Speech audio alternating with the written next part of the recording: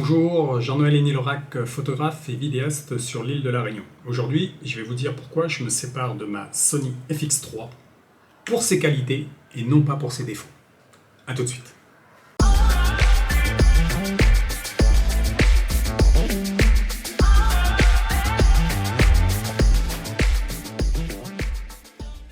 La Sony FX3, c'est une caméra vidéo, axée vidéo de Sony.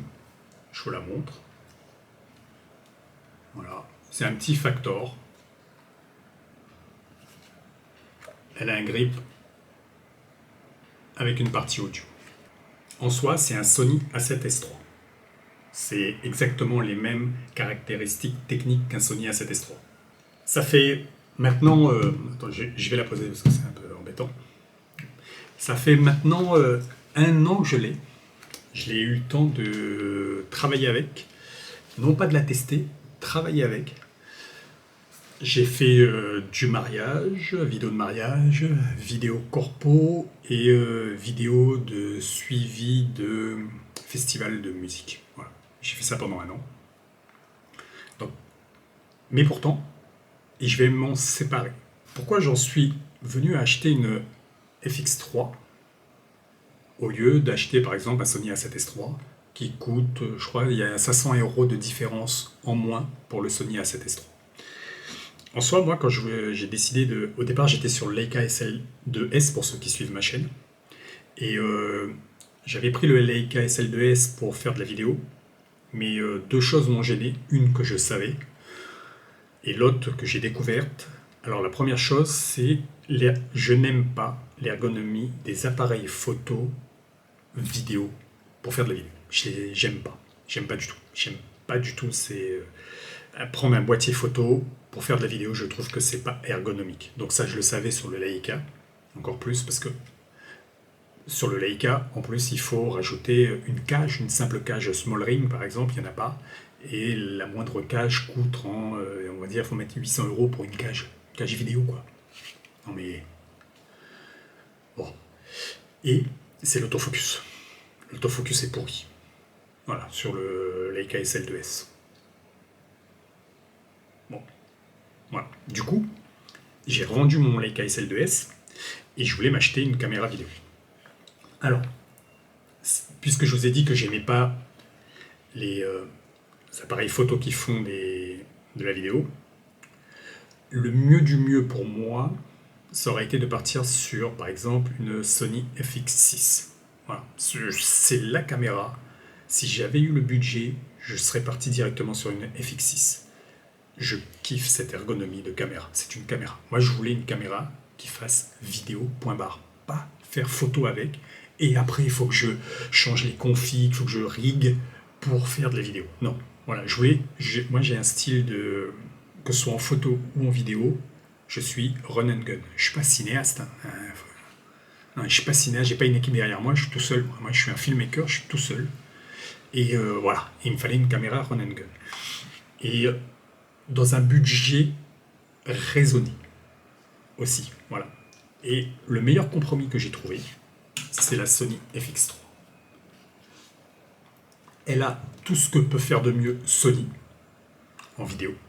Autant je suis pas fan du tout des boîtiers Sony en photo. J'y arrive pas, j'y adhère pas. Voilà. J'en ai eu, hein. J'ai eu la gamme A7, hein. Mais voilà, j'adhère pas en photo. Je préfère d'autres marques en photo. Mais en vidéo, franchement, Sony, voilà, ils sont là, quoi. En vidéo, ils sont là. Donc vous avez ce qui se fait de mieux chez Sony, dans cette caméra. Vous avez un autofocus performant, pas infaillible. Je l'ai mis à bout. Mais c'est moi qui l'ai mis à bout. C'est pas lui qui s'est mis à bout tout seul, quoi. Hein, petite dédicace à certaines marques. Et vous avez surtout une ergonomie de caméra vidéo, c'est-à-dire qu'il est fourni directement avec un top handle et une partie audio. Vous pouvez gérer l'audio, mettre un micro XLR directement relié au boîtier, et vous avez une partie audio que vous pouvez régler manuellement. Vous pouvez enregistrer jusqu'à 4 canaux. Alors je le dis, je le répéterai, le plus important en vidéo, c'est pas l'image, c'est le son. C'est le son. entendez bien ça, votre cerveau peut accepter n'importe quoi au point de vue de l'image. Voilà. Mais la moindre pétouille de son, il va bugger. Le plus important en vidéo, c'est pas l'image, c'est le son. Mon choix s'est porté sur la FX3. Alors, en plus, elle est petite, hein. Elle est vraiment petite. Hein. Je peux dévisser le top handle et vous allez voir le form factor de la caméra. Alors, j'enlève les connecteurs. Faites très attention quand vous enlevez cette partie-là à vos connecteurs. Ici, vous avez des petits connecteurs ici. C'est très fragile, faites-y attention. Voilà. Mais voilà le form factor de la caméra. C'est tout petit. Donc je l'ai aussi utilisé pour mes vidéos YouTube. J'ai fait du vlog avec. Voilà, il me fallait une caméra qui soit axée vidéo, qui soit run and gun, que je puisse utiliser pour toute situation, dont le vlog, et avec une qualité d'image et un autofocus performant.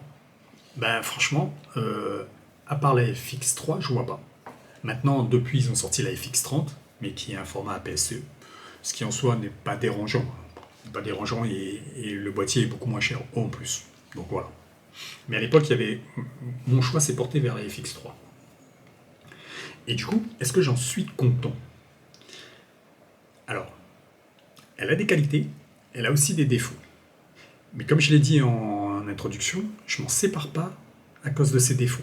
Je m'en sépare surtout à cause de ses qualités. Alors, les qualités, c'est quoi? Le form factor, vous avez vu. La partie audio, top, super. Qualité d'image, moi j'étais pas fan de la chromie Sony avant. Je trouve qu'elle s'est améliorée sur ses boîtiers. Et surtout au niveau des teints de peau. Ça s'est vachement amélioré.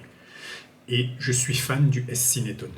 Voilà, moi je suis run and gun, hein. Je fais pas de S-Log 3 à devoir gérer mon exposition précisément, parce que c'est le S-Log 3, si vous vous loupez, c'est le problème du S-Log 3, c'est que vous avez, pour faire de la retouche d'image et de la colo, c'est top, mais en prise de vue, si vous êtes loupé un peu, c'est chaud.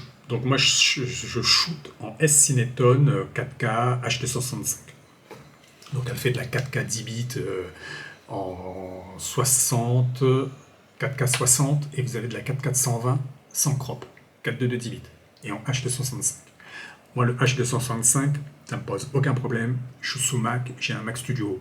Il me mange ça, mais sans au petit-déj, quoi. Comme s'il était au petit-déj. Franchement, j'ai une fluidité. Je tourne sous DaVinci.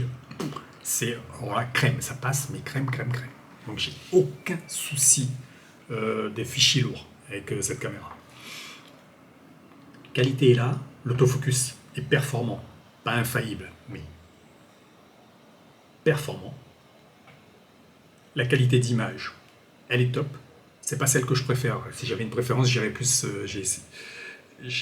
sur. Je préfère la colo de Blackmagic. Je trouve que Blackmagic, par exemple, les caméras Blackmagic 4K, 6K, ont un côté organique plus cinéma que Sony. Sony, je le trouve un peu métallique. Je trouve pas que ce soit le rendu le plus cinéma des caméras vidéo. Mais voilà, comme je vous l'ai dit, je fais pas de cinéma. Et dans mon job, franchement, elle coche toutes les cases en fait. Elle a coché toutes les cases de ma production de vidéo. Les défauts, elle en a. Alors, elle a des défauts qui sont énervants parce qu'ils peuvent être réglés logiciellement. Ça me rend fou ça, que Sony ne l'ait toujours pas fait. Et depuis que je l'ai acheté, ils ont sorti 2 mises à jour du boîtier. 2 mises à jour du boîtier, quoi. Et ils n'ont pas réglé ces 2 petits défauts. Enfin, 3-4, mais il y en a 2 qui peuvent être réglés logiciellement tout de suite, quoi. Il n'y a pas de waveform. Le waveform, c'est une sorte de visuel qui vous permet d'avoir une idée bien précise de votre exposition si vous êtes trop dans les noirs ou trop dans les blancs. C'est magnifique. Franchement, une fois que vous l'avez utilisé, c'est difficile de s'en passer. J'ai été obligé de m'en passer parce qu'il n'y en a pas. Mais par exemple, sur le Leica SL2S que je ne trouvais pas super performant, il y était. Et autre chose qui était aussi sur le Leica, c'est le shutter angle. Il n'y a pas de shutter angle là-dessus. Mais je sais pas. Attendez. Je cherche où est-ce qu'ils l'ont mis. Voilà. Je sais pas si on voit bien. C'est marqué ici Cinema Line. C'est censé être une caméra de cinéma. Elle a que le nom, hein. Elle a rien d'une caméra de cinéma en fait. Elle est comme toutes les autres caméras qui font de la vidéo. Mais c'est pas une caméra de cinéma. Elle n'a pas le shutter angle. Et ça, c'est juste logiciel, quoi. Le waveform et le shutter angle, c'est juste logiciel, Sony. Franchement, vous nous le mettez. Pour ceux qui ne voient pas le shutter angle, c'est la vitesse en degrés. C'est ce qu'on faisait avant dans le cinéma. L'utilisation toute bête, c'est quand vous shootez à un 25e. Vous réglez votre vitesse à un 50e, toujours le double. Si vous passez à un 50e, vous devez changer votre vitesse. C'est pour, par exemple, si vous voulez faire un petit ralenti, et changer votre vitesse à un centième. Vous vous dites, bah ouais, mais j'ai qu'à le faire. Ouais, mais quand t'es pris dans le rush, là, c'est des... Franchement, que le premier vidéaste qui ne l'a jamais fait me jette la pierre, ça peut vous arriver d'oublier de varier, de changer la vitesse, quoi. Dans le rush, quand tu passes de 1/25e à 1/50e. Avec le shutter angle, c'est réglé, tu mets à 180 et c'est pareil, quoi. T'as pas à le changer. C'est tout con. Mais ça change la vie, quoi. Voilà, et ça m'énerve, parce que c'est juste logiciel. Donc cette caméra, elle peut avoir ça. Voilà. Après, elle a des petits défauts d'ergonomie. J'y reviendrai sur la fin de la vidéo, je vais vous donner des astuces pour y remédier. La batterie, c'est pas ouf, mais ça fait le taf. Ça pourrait être mieux. Voilà. Mais voilà, c'est les seuls défauts en fait que je lui trouve à cette caméra. Et dont deux défauts principaux qui peuvent être réglés logiciellement. C'est-à-dire que vous n'avez pas besoin de racheter une FX3, la FX3X ou la FX4 pour avoir ça. Sony, vous avez juste à nous le donner. Donc, alors, du coup, pourquoi je m'en sépare? C'est une raison toute simple, c'est que pour moi, dans mon activité, je vais réduire mon activité vidéo. Voilà. Je vais réduire mon activité vidéo. Être filmmaker, je trouve ça épuisant. Qu'est-ce que c'est quand on dit être filmmaker? Quand on dit être filmmaker, c'est tout faire tout seul, en fait. Voilà. Moi, j'ai pas l'intention de faire du cinéma. Et si je dois faire du cinéma, franchement, je serais réal. Pas technicien, trop fatigant. Non, mais réel aussi, c'est fatigant. Mais j'ai pas à gérer la partie technique. La vidéo, par rapport à la photo, il y a une partie technique qui est énorme. Énorme. Des gestions d'images, de codec, de caméra. Bon, oui, de filtre ND aussi. Elle n'a pas les filtres ND, mais bon, elle en a pas, elle en a pas. Le son, la gestion du son. Le son, ça peut tellement vous foirer une vidéo, le son. Il faut savoir gérer le son. Et une fois que vous avez géré toutes ces parties-là, qui sont super stressantes par rapport à la photo, quand vous arrivez, il faut faire le montage. C'est vous qui faites le montage. Le montage, mais c'est chiant. Franchement, le montage, c'est chiant. Allez, c'est pas tant la partie montage qui est chiant, c'est la partie dérochage. Vous devez dérocher tout ce que vous avez filmé. C'est d'un chiant. Alors, je sais qu'il y en a qui kiffent ça et dont c'est le métier et qui font des super monteurs. Hein. C'est pas ça la question. C'est que moi, je dois tout faire. Donc, si en plus je me tape ça, je trouve cette partie vidéo trop de choses à gérer. Trop de choses à gérer. Et du coup, j'ai l'intention de baisser ma partie vidéo. Donc, de faire de moins de vidéos. Et si je fais moins de vidéos, pour moi, une FX3, elle est overkill, quoi. J'ai pas besoin d'une FX3, en fait. Je vais plus la rentabiliser. Si je réduis ma partie vidéo, j'ai pas besoin d'une caméra aussi performante, en fait. C'est ça aussi le truc. Est-ce que vous avez besoin, parfois, c'est pour ça aussi qu'on est toujours sur ces nouveautés, les nouveautés, mais est-ce que le matériel que vous avez, vous l'utilisez déjà à son maximum? Moi, déjà, après 1 an passé, j'ai pas utilisé à son maximum la FX3. Je l'ai bien utilisée, elle m'a rendu service, j'ai pu faire des super trucs avec. Est-ce que je l'ai utilisée à 100%? Non, mais c'était pas grave parce que j'avais une grosse activité vidéo. Si maintenant je vais réduire mon activité vidéo, j'en ai pas besoin. J'ai pas besoin, je peux me retourner vers ce que je n'aime pas, vers ce que je n'aime pas, je sais, vers des appareils photo qui font de la vidéo et faire de la vidéo de temps en temps. Pour YouTube, j'en ai pas besoin. Franchement, là, je suis en train de vous filmer avec la ZV1. Dépasser cette caméra. Elle fait le taf. Et à la limite, je me reprendrai genre une petite ZV10 ou je me prendrai un autre boîtier. Moins cher. Mais que je sais que je vais pouvoir rentabiliser. Voilà. Donc, moi, j'ai l'intention de réduire mon activité vidéo. Pas forcément YouTube, mais vidéo. Voilà. Et la FX3, eh ben, elle est overkill. Elle sera overkill pour ce que je vais faire de la vidéo maintenant. Donc du coup, c'est pour ça que je m'en sépare. Donc je m'en sépare pas pour ses défauts. Ces défauts, ils sont minimes pour moi dans l'utilisation. Mais je m'en sépare parce que c'est une caméra qui est faite pour la grosse production vidéo, pour faire de la vidéo tout le temps, tout le temps. Si vous êtes un vidéaste, dont c'est votre activité principale, bah ouais, prenez une FX3. Hein. Franchement, prenez une FX3. Ah ouais. Je trouve même qu'elle vaut les 500 € de plus que la Sony A7S III. Voilà. Allez, je vais pas vous quitter sans vous donner quelques petites astuces sur la Sony FX3. Je vous ai pas fait une review technique parce que franchement, les reviews techniques, il y en a, mais il y en a, c'est une vieille caméra en soi maintenant. Enfin, dans l'ère du numérique, la FX3, pardon, c'est une vieille caméra. Mais, alors, elle a des défauts dont je n'ai pas parlé là, mais qui sont des défauts que dès que vous l'achetez. Et c'est des défauts qui sont liés à son top handle. Vous voyez ça? Ça, c'est pour mettre un micro XLR. Il y a un petit défaut à ça, c'est que ils ont fait le diamètre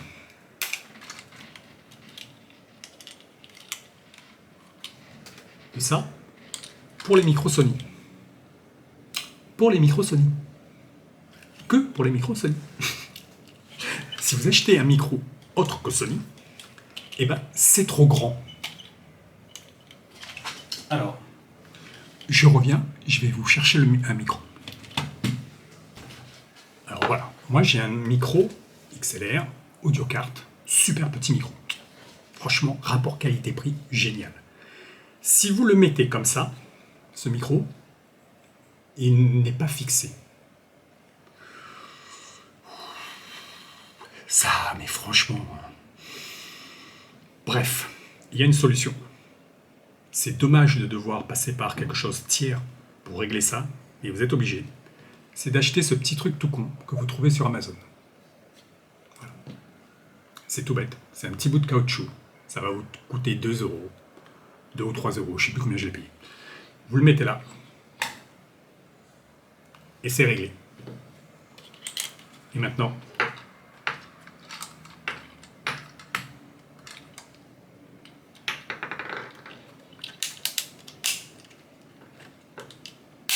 ça tient parfaitement votre micro, quelle que soit la marque. Parce que si vous ne mettez pas ça, votre micro il va bouger, il va faire du bruit, il va faire de l'interférence, et votre son il est pourri. Et si votre son il est pourri, votre vidéo elle est pourrie. Et voilà, je ne sais pas comment vous le dire autrement, quoi. Deuxième petite chose, sur ce top handle, il est trop petit. Alors, normalement, il s'arrête juste ici. Cette partie-là, ici, là, je l'ai rajouté. C'est un petit truc small ring que j'ai acheté et qui fait que, voilà, vous avez, je sais pas si on voit bien, ça c'est quelque chose que j'ai rajouté ici. Vous avez une meilleure prise en main. Sinon, eh ben, il vous manque un bout et il est trop petit en prise en main. Donc, quand vous achetez une Sony FX3, je vous l'ai déjà dit ça dans une de mes vidéos où je revenais de vacances, je vous montrais le matos que j'avais acheté pendant mes vacances en France. Deux choses absolument à acheter, je trouve. C'est pour le micro, alors là c'est indispensable. Ce petit bout de caoutchouc, si vous le trouvez sur Amazon. Et le rajout small ring pour une meilleure prise en main. Voilà. Ça, c'est deux choses que vous devez absolument acheter si vous achetez une FX3. Obligatoire pour moi. Voilà, deux petites astuces. Il y en a plein d'autres, mais voilà, c'est des reviews sur les FX3, il y en a plein sur YouTube. Je vais fermer mon placard.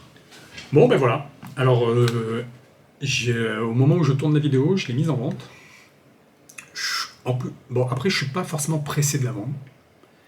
Parce que je vais la regretter comme caméra, en fait. Je vais la regretter comme caméra parce que, en soi, qui peut le plus peut le moins, et pas l'inverse. Donc là, j'ai en soi une caméra qui peut tout faire.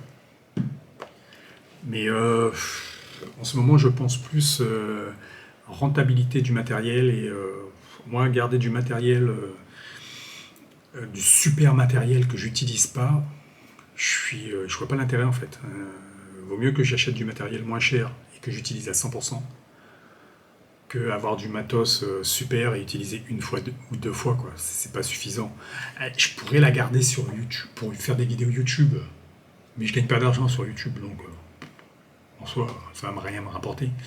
Et moi, je suis professionnel et ce qui fait que je suis un professionnel, c'est que je pense rentabilité. Parfois, c'est un peu malheureux, mais bon, là, je dois penser rentabilité du matériel. Donc voilà, c'est pour ça que j'ai mis en vente la FX3. Mais sinon, est-ce que je vous la conseille? Mais à 100%. Franchement, à 1000% même. Achetez-vous une FX3. Ou si vous n'avez pas les moyens, achetez-vous une FX30, qui reste dans les... On va dire...